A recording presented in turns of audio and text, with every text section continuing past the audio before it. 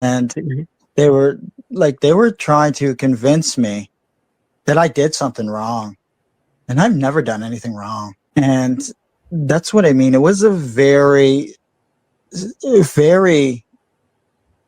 crazy situation to ever put somebody in that went through a tragic event. Seriously, that's a very crazy situation to ever put someone in who's gone through a tragic event. When you talk about tragic events, you're usually talking about death or perhaps permanent incapacitation of some sort.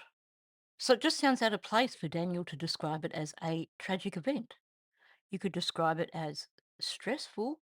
I could think of all sorts of synonyms for stressful that would describe what they've gone through, but not tragic. I mean, if you spoke to me about someone going through tragic events, my first question would be, who died? This is just a little slip up from Daniel, in my opinion. So, this is something that Daniel does quite a lot. He focuses so much on his narrative, on the end goal, that he doesn't actually focus on what words he's using. And this is when you get the leakage, the little words here and there that pop out that aren't really the appropriate words for what he's trying to say. And he just gives himself away. Now, the other thing that he says here in terms of this description he's just said, he doesn't just talk about tragedy, he talks about a tragic event.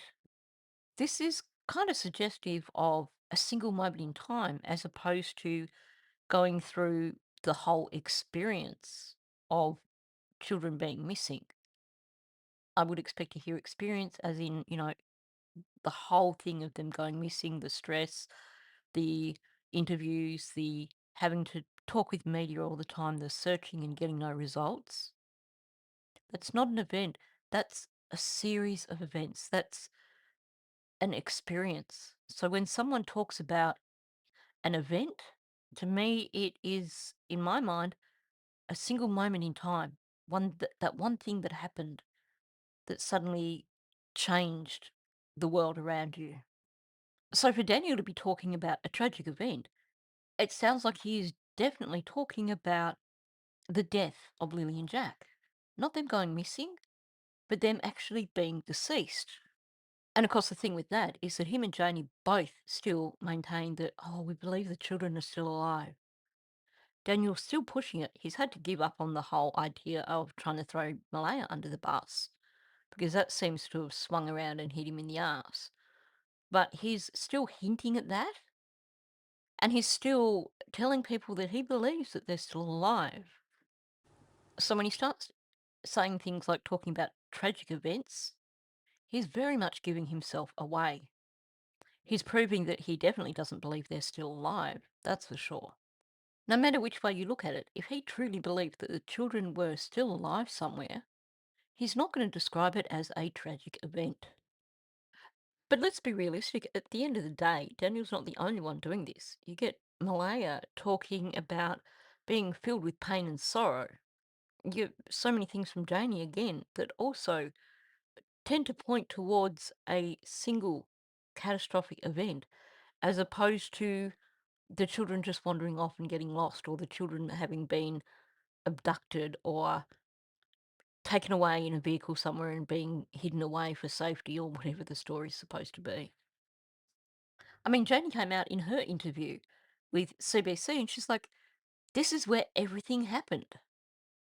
Well, you're claiming they went missing, and yet you're staying in the driveway. You've just given a tour of the property, of all these different locations on the property, and you're saying this is where everything happened. That does not sound like someone saying this is where they vanished from. No, it sounds like someone saying this is where the that event occurred where Lily and Jack lost their lives. This is me walking you through that situation.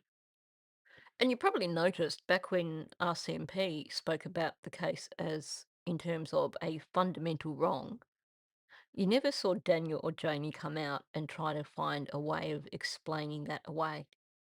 They just ignored it because there was no way of addressing it. A fundamental wrong is not children going missing. But I think let's be real about it, even without the leakage from Daniel, from Janie, from Alea, Janie kind of gave the game away a very long time ago. Do you feel as if the finger has been pointed towards you and Daniel? Yes, I do. Because I live on the property. Come on.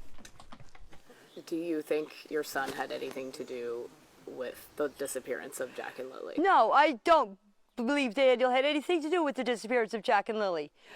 Our heart don't lie, and my heart is telling me that my kid did not have nothing to do with this, and I had nothing to do with this.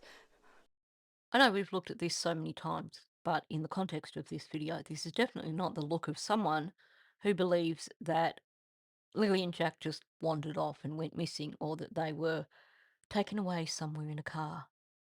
This is the look of abject horror. You cannot see this any other way. This is the look that speaks of a tragic event.